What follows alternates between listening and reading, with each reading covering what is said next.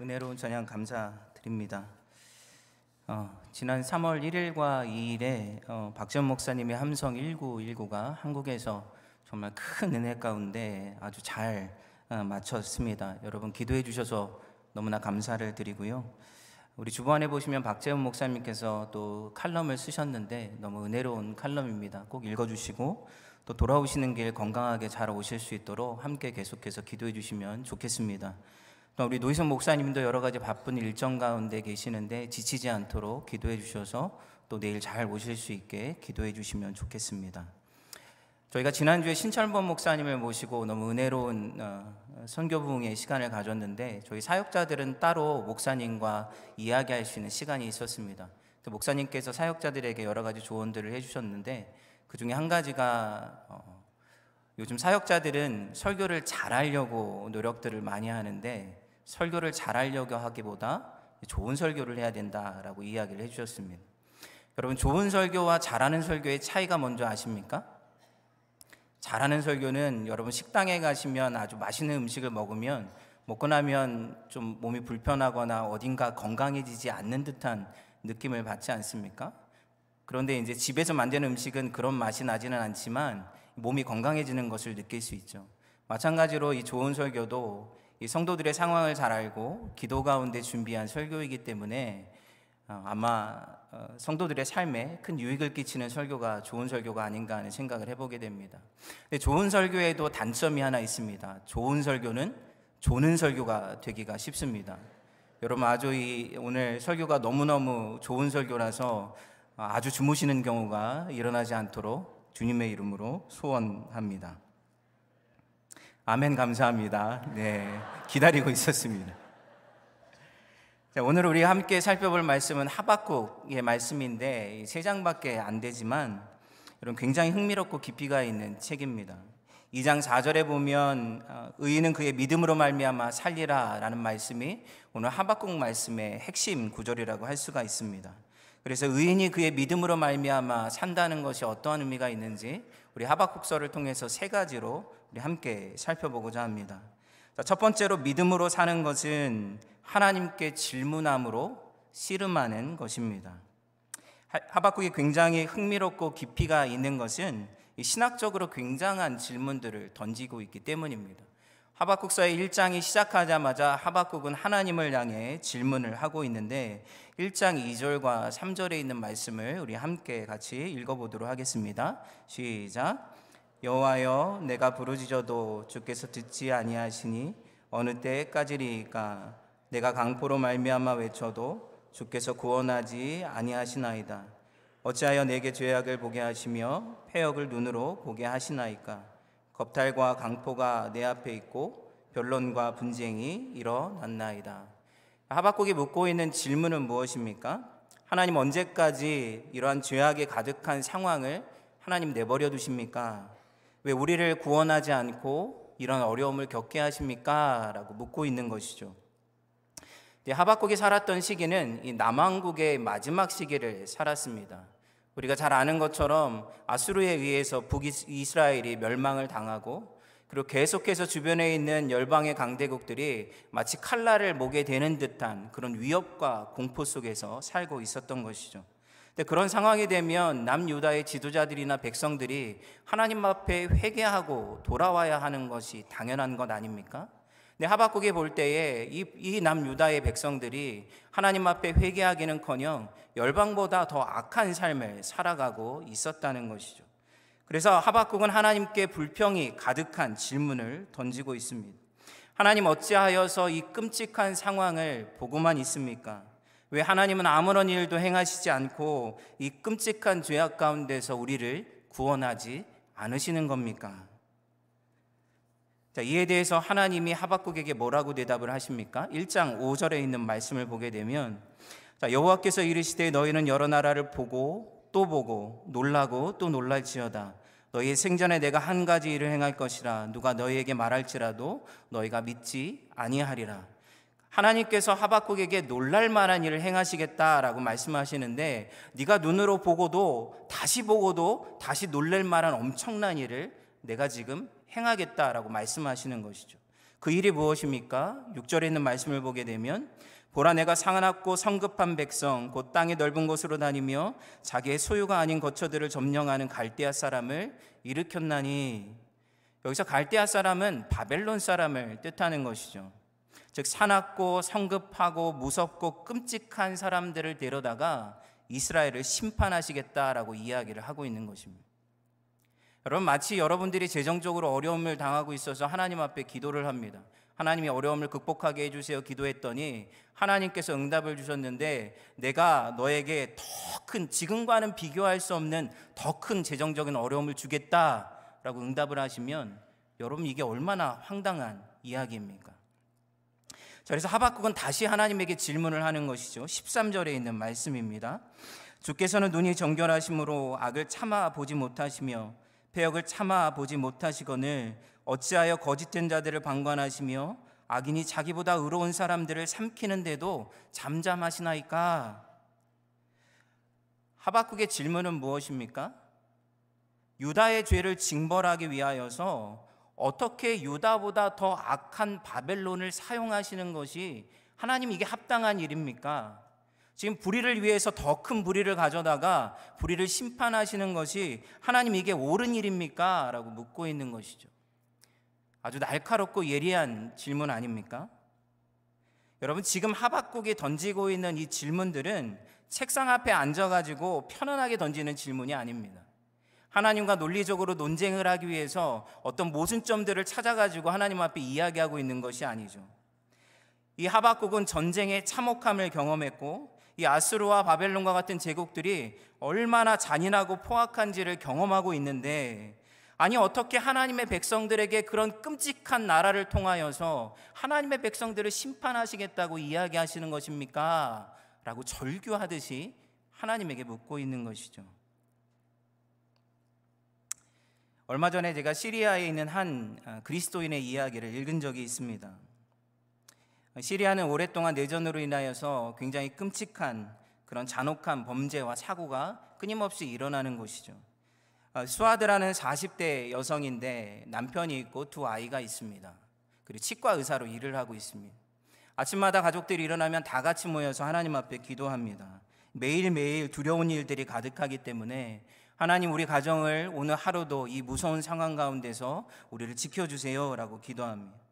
아이들이 두려움 가운데 학교를 다니고 있기 때문에 아이들을 다독거리면서 하나님이 너희를 지켜주실 거야 라고 이야기합니다. 어느 날 아침에 아이들을 학교에 보내고 나서 일을 하러 가던 중이었습니다. 갑자기 길거리에서 폭탄이 터졌습니다. 폭탄이 터지면서 길거리에 쓰러지고 한참 있다가 정신을 차려고 고개를 들어보니까 주변에 사람들이 피투성이가 되어서 울부짖고 소리를 치고 있는 것이죠. 팔이 아파서 팔을 쳐다봤더니 왼쪽 팔이 떨어져 나간 것입니다. 완전히 패닉 상태가 돼서 울부짖으면서 떨어진 팔을 들고 병원으로 달려갔습니다. 그 소식을 들은 남편과 아이들이 병원으로 달려왔습니다.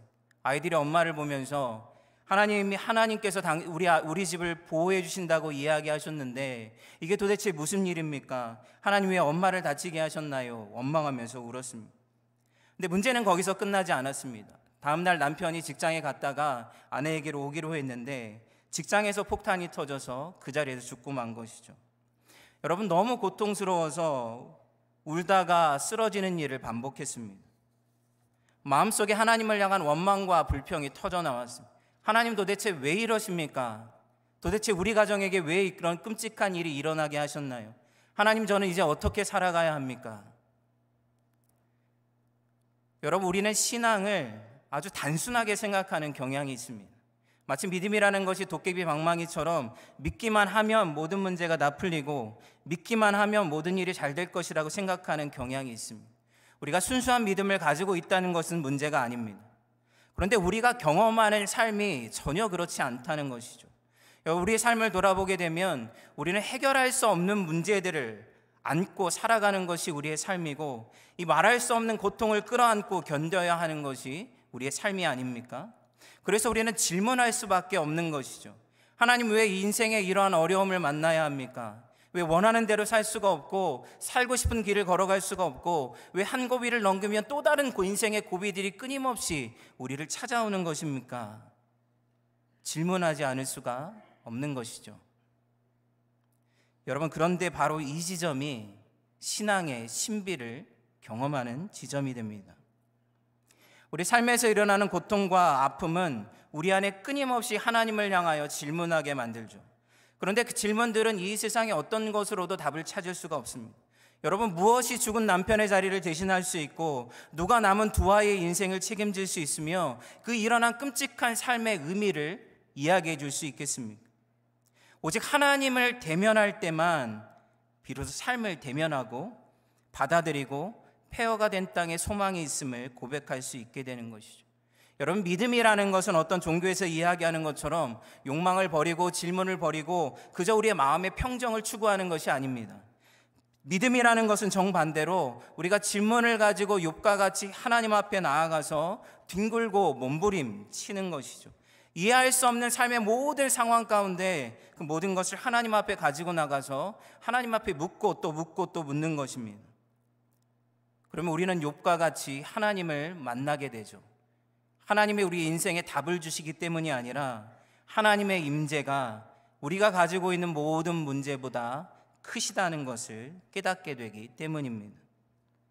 여러분, 앞에서 이야기한 수아드라는 여성은 이 떨어진 너덜너덜해진 팔을 수술해야 되는 큰 어려움이 놓여져 있었습니다. 근데 의사가 찾아와서 이야기를 하기를 수술을 해도 성공한 확률이 적을 뿐만 아니라 수술이 잘못되면 목숨에 위험도 있다고 이야기를 해주었습니다.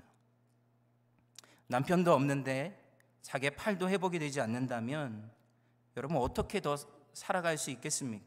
너무나 무섭고 두려웠습니다. 그래서 그날 저녁에 잠을 자지 못하고 하나님 앞에 뒹굴었죠. 마치 야복강가에서 야곱이 하나님과 씨름했던 것처럼 하나님을 붙들고 기도하기 시작합니다. 기도를 하던 중에 하나님의 평강이 그 마음을 찾아오기 시작했습니다. 그리고는 하나님의 말씀이 들렸습니다. 하나님께서 너와 내 아이들을 책임질 것이다. 그리고 그분의 손길이 강하게 함께 있는 것을 경험하게 되었죠. 그리고 나서 이제는 나에게 길이 없고 오직 하나님에게만 길이 있습니다 라고 고백을 하고는 두 손을 다 들고 하나님에게 인생을 의탁했습니다. 그리고 너무나 평안한 가운데 수술을 받게 되었고, 그리고 하나님의 놀라운 은혜 가운데 팔이 회복되는 은총을 누리게 된 것이죠. 여러분, 우리가 하나님 앞에 나아가면 하나님이 모든 것을 이야기하시지 않습니다. 말씀을 하셔도 우리가 제대로 알아듣기도 어렵죠. 여러분, 어린아이가 큰 수술을 받아야 한다면 부모가 해줄 수 있는 것이 무엇입니까? 아이가 받아야 될 수술에 대해 설명하거나 상황에 대해서 이야기할 필요가 없습니다. 이 아이에게 필요한 것은 무엇입니까? 부모가 손을 꽉 잡고 그 아이와 함께 있으면 되는 것이죠. 부모의 존재만으로도 모든 상황을 받아들일 수 있게 되는 것입니다. 여러분, 우리가 인생길을 걸어갈 때에 한 고비를 넘어서면 어떠한 길이 우리를 기다리고 있을지 알 수 있습니까? 우리에게 필요한 것은 무엇입니까? 매 순간순간마다 우리를 붙들고 계시는 주님의 손을 경험하는 것이죠. 그렇게 되면 이 세상에서 십자가의 죽음을 넘어서서 부활의 이 자리에 이르게 되신 주님이 우리와 함께 하신다면 여러분, 우리도 결국 부활의 자리에 이르게 될 것을 우리는 확신할 수 있게 되는 것입니다. 여러분, 주님이 함께 하심을 경험할 때만 모든 인생은 비로소 쉼을 얻을 수가 있습니다. 사랑하는 성도 여러분, 우리는 하나님을 더 깊이 경험해야 됩니다. 우리는 말씀 가운데로 더 깊이 들어가야 합니다. 기도 가운데 더 깊은 은혜를 경험해야 합니다. 우리의 삶 속에 질문을 일으키는 많은 고난과 어려움이 있다는 것이 문제가 아니라 그러한 상황 가운데서 우리를 기다리시는 주님을 만날 수 없는 것이 우리의 진짜 문제인 것입니다. 믿음으로 살아가는 두 번째는 하나님의 때를 기다리며 살아가는 것입니다. 하박국이 하나님에게 두 번째 질문을 던졌을 때 하나님이 주신 대답이 무엇입니까? 그것이 오늘 읽은 본문의 내용입니다. 2장 2절부터 4절까지의 말씀을 우리 같이 한번 읽도록 하겠습니다. 시작.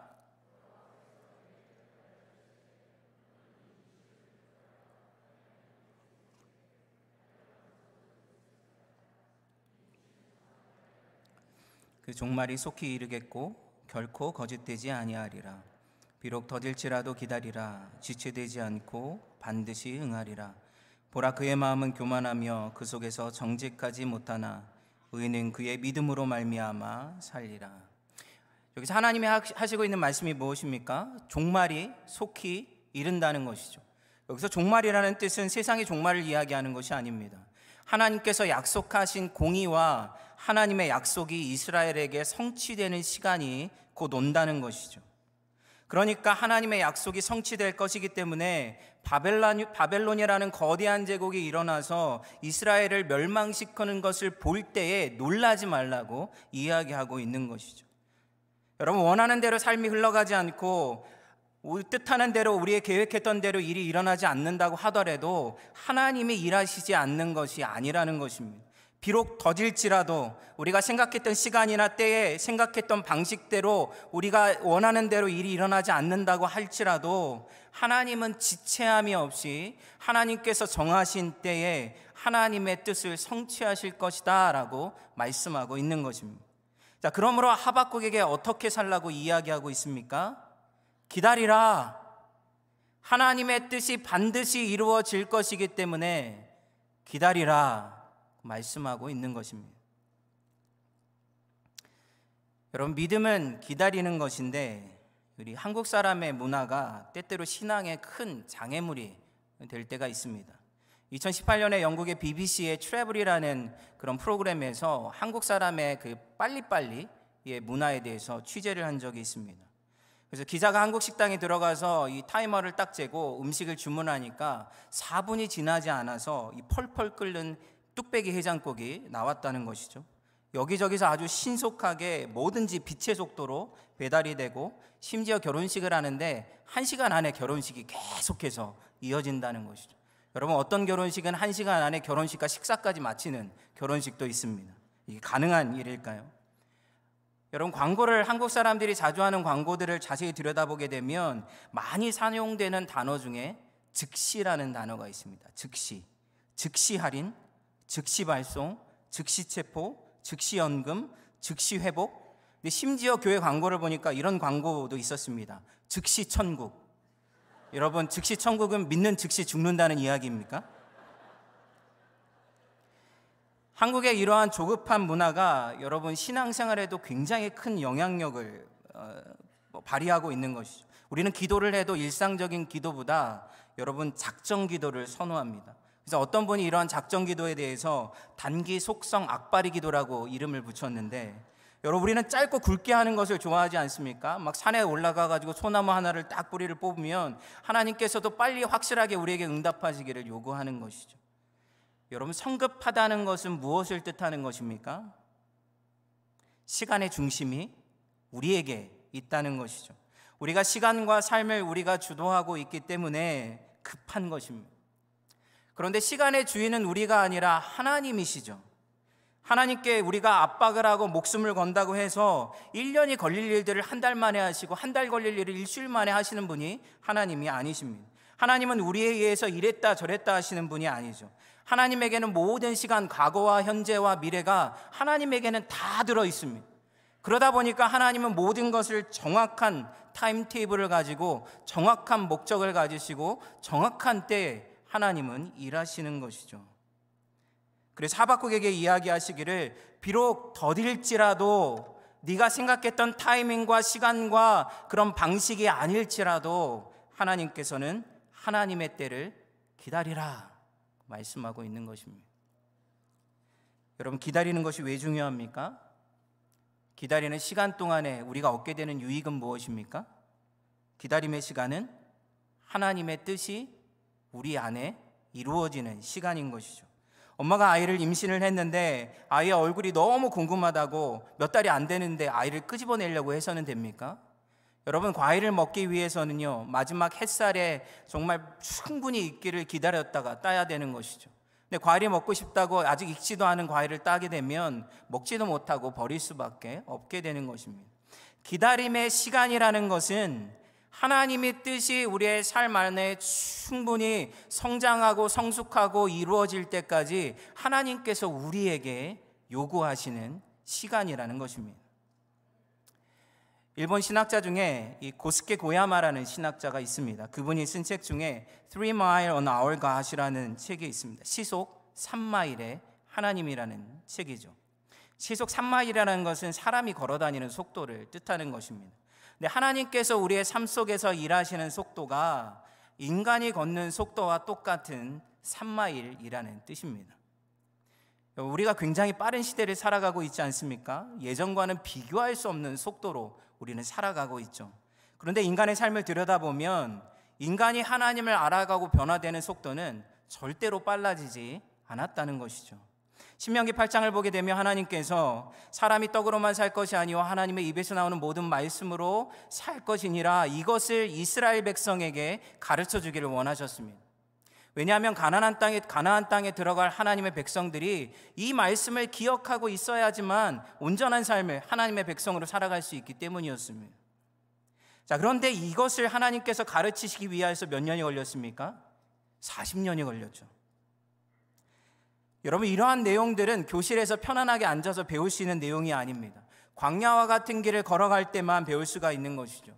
배고픔과 추위와 죽음의 공포가 가득한 곳을 걸어갈 때만 만나와 메추라기를 통하여서 우리를 먹이시는 하나님을 경험할 수 있습니다. 우리를 약속의 땅으로 인도하기 위하여서 불과 구름 기둥으로 인도하시는 하나님의 손길도 만날 수가 있게 되는 것이죠. 성경을 보게 되면 아브라함은 약속의 아이 한 명을 갖기 위해서 몇 년을 기다렸습니까? 25년을 기다렸습니다. 요셉은 날마다 하나님과 동행하는 삶을 살았음에도 불구하고 여러분 끔찍한 세월을 13년이나 보내야 했던 것이죠. 모세는 이스라엘의 지도자가 되기 위하여서 여러분 몇 년이 걸렸습니까? 40년을 애굽에 있었고 40년을 광야에서 보내야 했던 것이죠. 여러분 그 시간들은 하나님이 늦게 일하시기 때문이 아니라 우리가 걸어가는 속도가 느리기 때문입니다. 하나님께서 예수님을 이 세상에 보내셨습니다. 인간의 몸을 입고 이 세상에 오셨죠. 인간과 똑같은 속도로 자라나셨고 인간이 사용하는 똑같은 말을 배우셨고 똑같은 모습으로 이 땅을 걸으셨습니다. 그래야지만 인간이 하나님의 사랑을 경험할 수 있을 뿐만 아니라 하나님의 구원을 누릴 수 있게 되기 때문인 것이죠. 여러분 우리의 삶에 하나님의 일하심이 더디게 느껴지십니까? 그래서 하나님의 일하심이 더딘 것이 아니라 하나님이 우리를 길이 참으시는 것입니다. 우리가 얼마나 둔하고 느립니까? 하나님이 얼마나 말씀하셔도 우리는 끝까지 하나님의 말씀을 우리의 삶에 받아들이지 못하고 우리는 계속해서 하나님의 말씀과 상관없이 살아가는 것이 여러분 우리의 모습 아닙니까? 만약 하나님께서 급하시다면 이 세상에 남아있을 사람은 없고 이 세상은 전부 다 하나님의 심판 아래 이미 들어가 있을 것입니다. 여러분 그래서 바울은 로마서 5장 3절부터 4절에 다만 이뿐이 아니라 우리가 환난 중에도 즐거워하나니 이는 환난은 인내를 인내는 연단을 연단은 소망을 이루는 줄 알미로다 라고 고백하는 것이죠. 하나님의 일하심이 더딘 것 같지만 믿는 자들을 향한 하나님의 일하심이 너무나 확실하고 분명하여서 우리의 삶을 소망을 이루는 길로 하나님이 끊임없이 인도하고 있다는 것을 고백하고 있는 것입니다. 여러분 믿음의 삶은 무엇입니까? 믿음의 삶은 기다리는 것입니다. 하나님의 일하심이 더디게 보이는 것은 우리의 시각에서 그럴 뿐이지 하나님은 지금도 성실하게 우리 안에서 이 세상 안에서 일하고 계신 것이죠. 하나님의 일하심이 길어진다고 느껴지는 것은 그것은 아마도 우리의 완고함 때문이며 하나님께서 우리의 삶 가운데 하셔야 될 일들이 너무나 많기 때문일 것입니다. 엄마의 뱃속에 아이가 있으면 때가 되면 나올 것을 확신할 수 있듯이 여러분 하나님의 역사도 우리의 삶에 그러한 것과 같습니다. 하나님의 역사는 너무나 확실합니다. 그래서 묻는 모든 사람들은 다 믿음으로 기다려야 하는 것입니다. 마지막 세 번째로 믿음으로 사는 것은 여러분 상황이 아니라 여호와로 인하여 기뻐하며 사는 것입니다. 우리 3장 17절부터 19절까지 있는 말씀을 같이 읽어보도록 하겠습니다. 시작. 비록 무화과 나무가 무성하지 못하며 포도나무에 열매가 없으며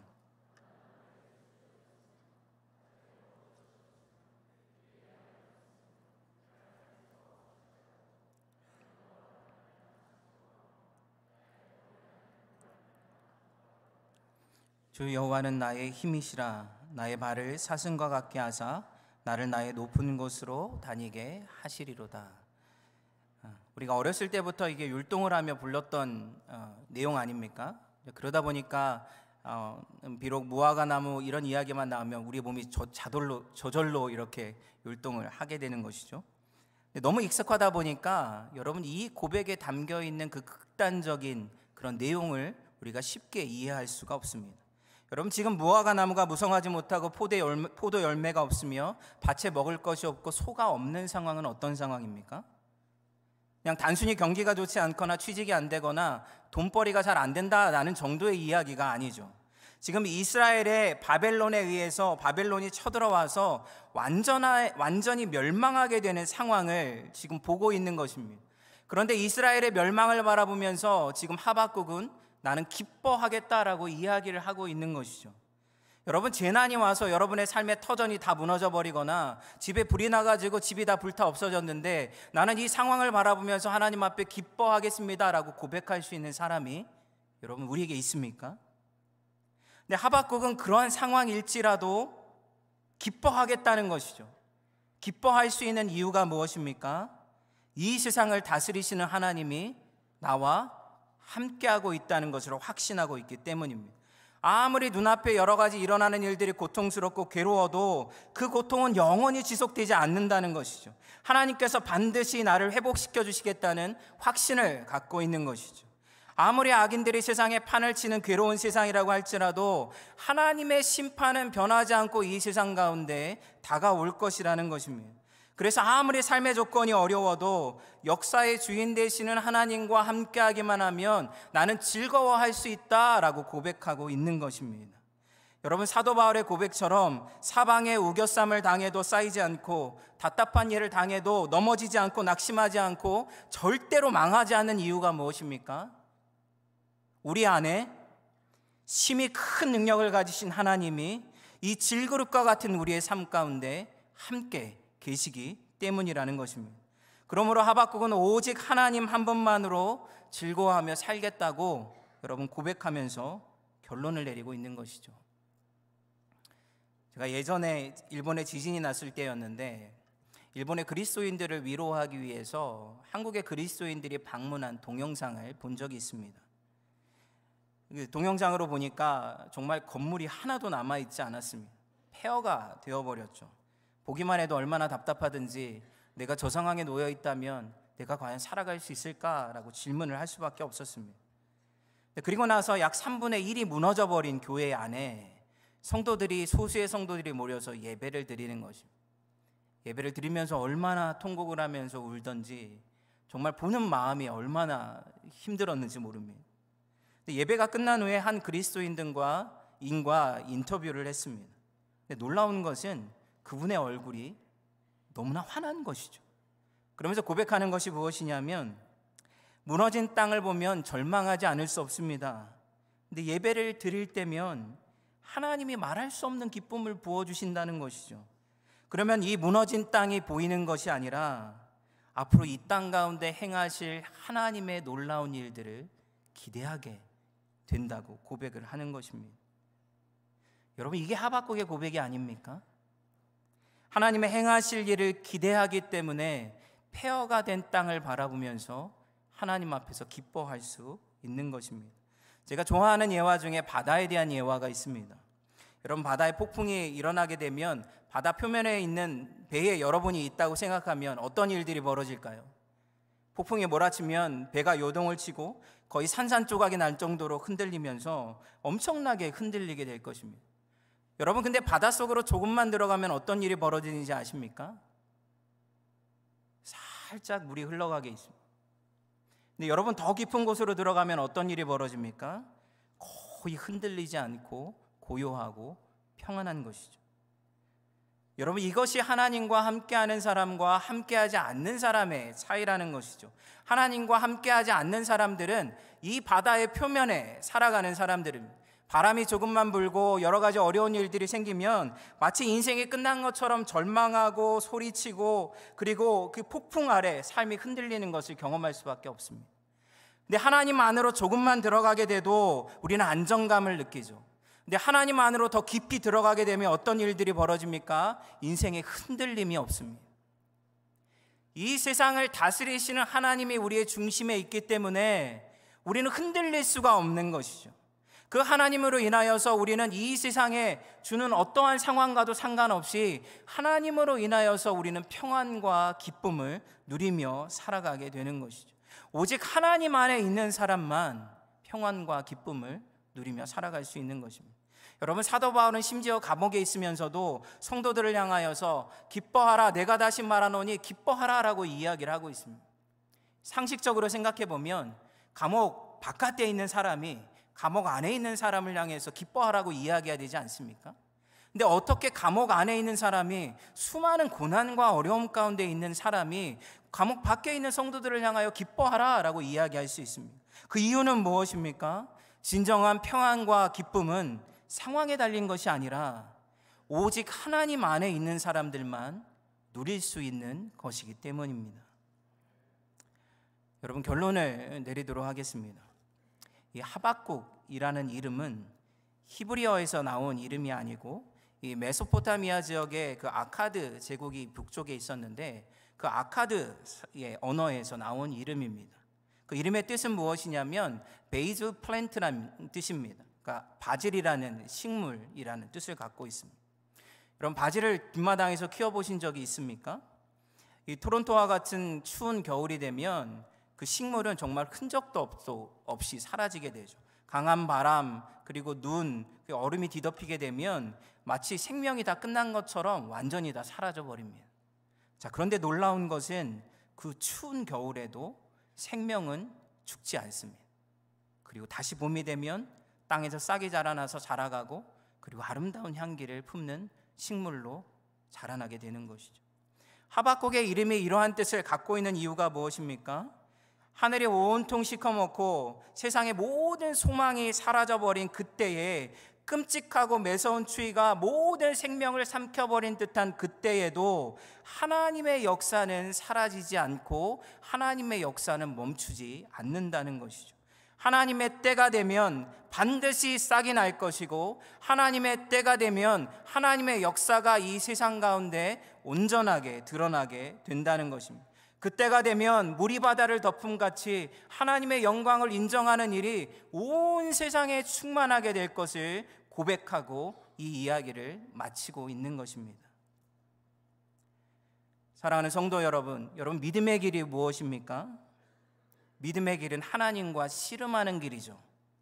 그리고 하나님의 임재를 경험하는 길입니다.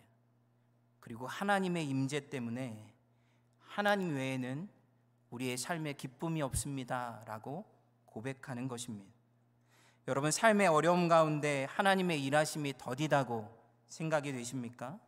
그러나 낙심하고 실망하실 필요가 없습니다. 삶의 그러한 일들이 닥칠 때마다 우리는 더욱더 하나님을 찾고 구해야 하는 것이죠. 우리가 하나님과의 관계가 회복되고 하나님의 임재와 은혜를 더 풍성하게 누리게 될 때 우리는 우리의 삶이 흔들리지 않는 반석 위에 서 있다는 것을 깨닫게 될 것입니다. 그런 은혜가 우리 모두에게 있기를 주님의 이름으로 축원합니다. 같이 기도하시겠습니다. 여러분, 이 시간 같이 기도하실 때에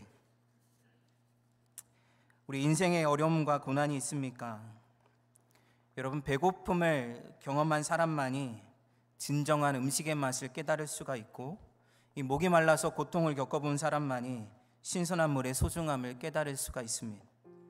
인생의 어려움과 고난은 여러분, 비로소 우리 인생의 소망 되시는 주님, 비로소 우리의 삶의 주인 되시는 주님을 만나는 시간입니다. 여러분, 함께 기도하실 때에 하나님, 우리가 믿음으로 살아가기를 원합니다. 우리의 삶 가운데 함께 계시는 주님을 더 깊이 만나기를 원합니다. 그래서 흔들리지 않는 소망이 있음을 알고 우리의 삶을 살아갈 수 있도록 인도하여 주옵소서. 이 시간